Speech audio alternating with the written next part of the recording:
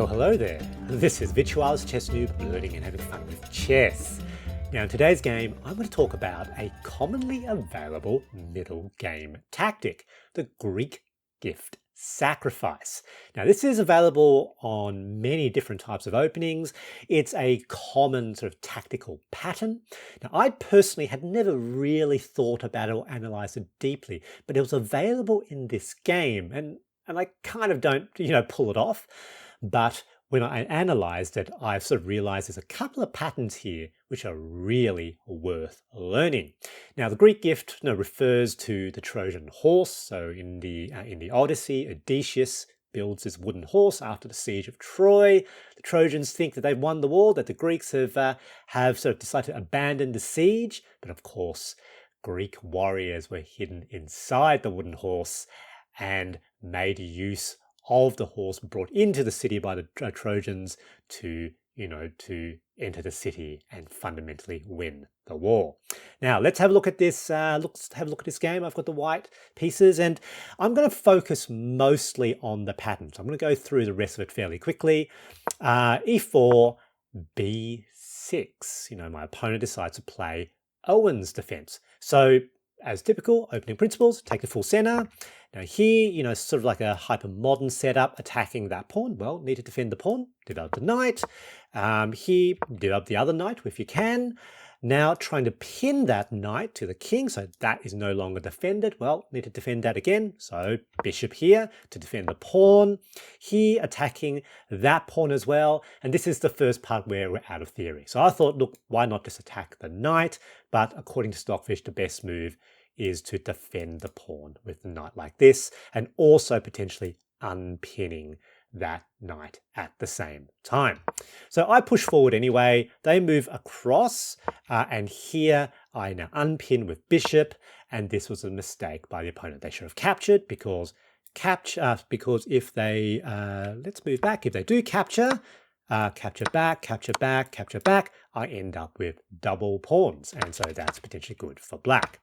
However, they played that move instead, and now instead I can capture the knight. So captures, they capture, capture, capture, and they now have the awkwardly doubled D pawns. So I'm now potentially a little bit ahead. So short castles. They develop the queen. I now push that pawn. Nice, connect 4, diagonal.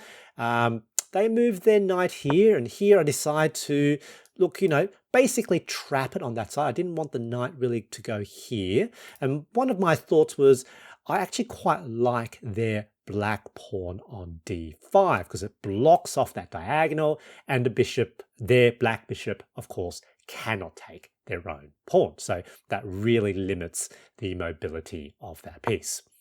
They now try to break that open, and here I decide to ignore it. Stockfish thought I could take, but I didn't want black to open that diagonal.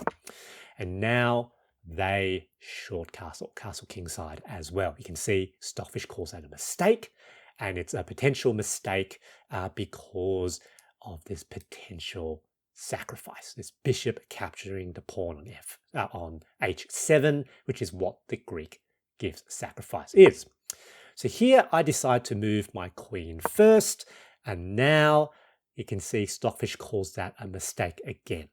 You can see Stockfish says they needed to push f5. Why?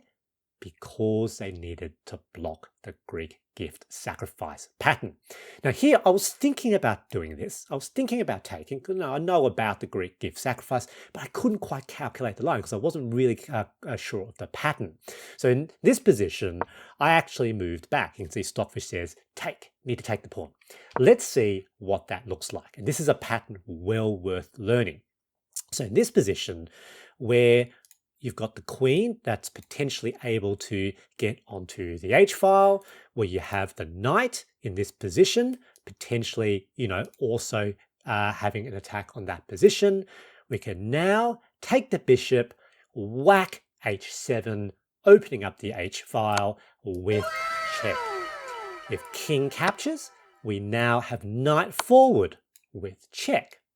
And if the king does something that's very, very natural, which is to go back, we now have queen to h4. And effectively, that is mate. Unavoidable mate, unless black trades off their queen for the knight. So that's a very, very winning line. So that's a particular pattern. Now in this position with check, the king actually has to come forward. But you know, king's pretty exposed in that position, even though that's the best move. That is, you know, and it's also just difficult to play. So that's a pattern really worth learning. So again, when the knight is, you know, one step away from the h7 square, h7 pawn, where you've got the bishop available, where the king has castled kingside, where the queen potentially can access the h file. Take with check. If they take back, check. King's probably going to come here, and now very, very powerful. You potentially win the opponent's queen. So the queen, in this case, happened to be in this square, but very often the queen will be in the starting square in d8, and it's still the same. All right, so now in this game, as I said, I didn't quite see that. Instead, I pulled back, you know, defending that pawn like this. They capture. Here I capture back.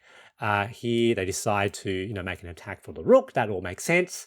And at this point, I calculated that line. So I saw bishop captures. I'm going to do the Greek give sacrifice. It's not as good now because black has these additional attacks. I've got these hanging pieces as well. I think Stockfish might actually call this potentially a blunder. Now, black here obviously saw that there was something really, really not good coming here. And so they did something I didn't expect. I expected them to take the bishop. Instead, they decide to sidestep the king to h8.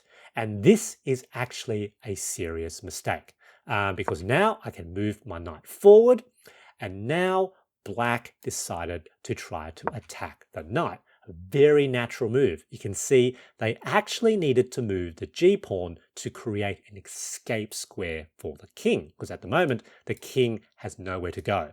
And in fact, here there is a mate in 5. So I think this is not an uncommon pattern again. I didn't see the pattern in this game. In this game, I thought, better take, but the correct move and the pattern to know is this. You move the bishop back. And here, you can see it's mate in 4 because they don't really have very much that they can do. They capture, queen now in this position, and basically everything is unavoidable because the queen is now coming here. The king can escape. It doesn't matter what they do. It doesn't matter where they put their rooks, put their queen. Let's just say they decide to, you know, do something like this, offer a trade of queens, check, king here, and that is mate because that square is of course covered by the bishop. So a very, very interesting pattern. So here, where, you know, where the king had slid over to h8 and they're trying to attack now with the pawn, don't move the knight out of the way, bring the bishop back, take queen in this position, and basically mate is unavoidable. Very good pattern to know.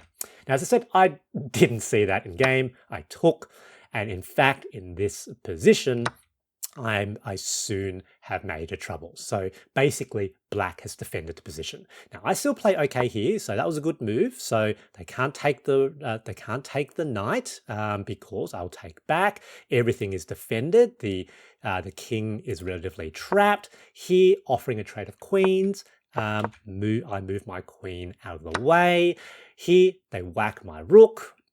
Here I knew I was in some trouble. I decide to double down. You can see Stockfish says, you know, the attack's gone. Need to bring the bishop back to defend that pawn. But I thought, no, I'm doubling down. I'm going to put another piece into the attack, making things complicated. You can see black spends, you know, a good almost 3 minutes thinking, and that's a mistake. And why is that a mistake? I can take. This rook is pinned to the king. They're forced to take.